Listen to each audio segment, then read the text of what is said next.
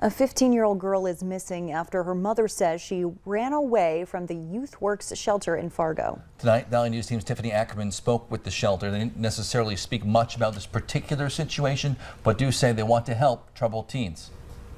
Fargo police say 15-year-old Allie Becker was last seen Monday night around 10:30. Allie's mom says she was enrolled in the runaway program at the Fargo Youthworks at the time she went missing.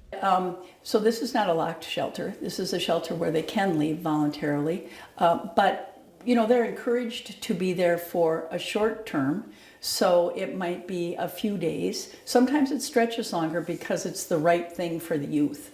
But that just depends on their needs. Fargo Youthworks has been open for 36 years, a nonprofit agency that aims at helping youth in North Dakota with several different programs. Community liaison Anna Frizzell says in 2023, the shelter saw just over 100 kids in Fargo alone.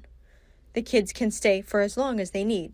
Well, we have really compassionate staff that spends time looking at each situation and honors that situation for what that parent or youth needs. Some of the programs Youthworks offers are surrounding helping kids with depression, anger management, and several other programs to help kids succeed in school.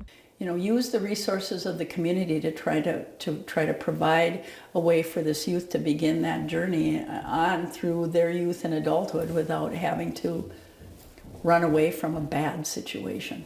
In runaway cases, Fargo police say there have been a total of 206 cases so far this year.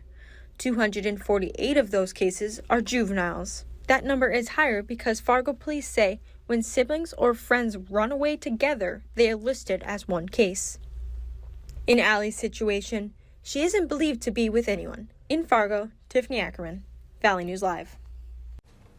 Now, Allie's mom tells us Allie's depressed because of a recent breakup, and Allie is unfamiliar with the area.